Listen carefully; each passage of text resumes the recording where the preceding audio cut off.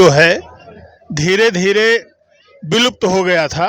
हरि नारायण गौड़ जी ने उस विलुप्त हो रही पहचान को पुनर्जीवित करने के ऐतिहासिक काम किए हैं। हाँ, ऐतिहासिक काम किया है।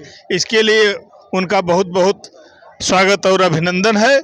और हम समाज के जो लोग आए हैं सबसे अपेक्षा करेंगे कि वो लोग भी अपने यहाँ इस तरह का कार्यक्रम आयोजित करें, जिससे जनपद अंबेडकर नगर का गोंड धुरिया समाज अपनी भूली हुई पहचान को प्राप्त कर अपने सभी संवैधानिक हक और अधिकारों को प्राप्त कर सके। धन्यवाद। हमारे बीच जिला अध्यक्ष आ चुके हैं और हम जिले से उनसे बात करना चाहते हैं। क्या संदेश देंगे इस समय जो जनगणना चल रही है, जनगणना में लोगों को क्या संदेश देंगे आप? धन्यवाद पत्रकार महोदय। जनगणना में संदेश ये है कि जनगणना अधिकारी जो भी लगे हैं वो हमको धुरिया और गोंड लिखने के लिए तैयार नहीं हैं। हम कहाँ हैं यही बात वो बार बार दोहराते हैं। कहाँ हम हैं, लेकिन हम डोली ढोने और जो दाना भूजने का काम करते थे वो कहाँ हैं जो धुरिया की प्रजाति के रूप में जाने जाते हैं। इस ज़िले में जो मछली मारने का काम करते हैं जाल लेकर, वो गोरिया माने जाते हैं। धुरिया हम लोग हैं। ये गांव में किसी भी व्यक्ति से पूछा जा सकता है।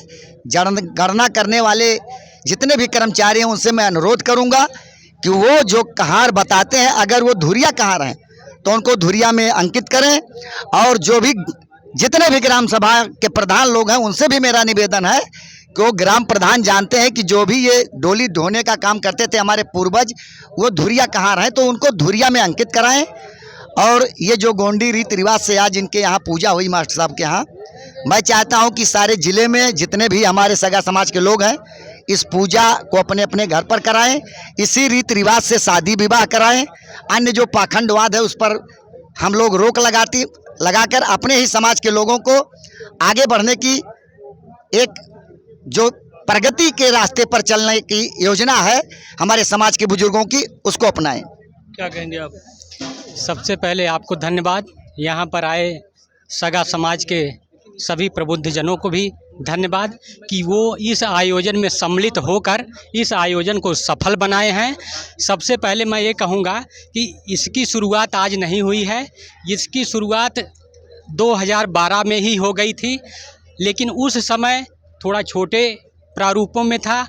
अब समाज में जागरूकता फैल रही है, समाज जागरूक हो रहा है। सूचना और संचार क्रांति का ये दौर है। एक दूसरे से सूचनाएं लेना देना और जो है अपने बारे में जानना, अपनी पहचान को जानना। दरअसल यहाँ पर समस्या ये है कि जो समाज के लोग हैं, सभी जातियों में उपजातियाँ होती हैं, सभी जातियों में, लेकिन ये जो समाज है ये इतना ज़्यादा साक्षर नहीं रहा है। शुरुआत में जनगणना में कई गलतियां हुई।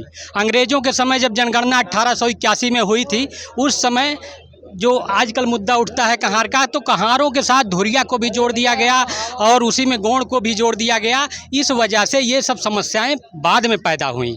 जब देश आज़ाद हुआ, लोग जानने लगे। आज़ादी के बाद से भी तमाम तरीके के अन्याय हमारे समाज के साथ हुए। यहाँ पर शुरुआती दौर में जब देश आज़ाद हुआ 1952 में जो कुछ जातियों को शामिल किया गया, फिर लेकिन गोंड समाज को नहीं, ना तो एससी का दर्जा मिला ना तो एसटी का दर्जा मिला।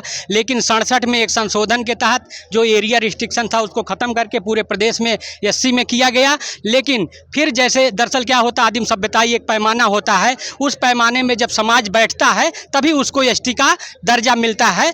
अदरवाइज आप एसटी होते हुए भी एसटी या आदिवासी होते हुए भी आपको आदिवासी का दर्जा नहीं दिया जा सकता, क्योंकि संविधान में वो पैमाना जो है उसमें फिट बैठना पड़ेगा।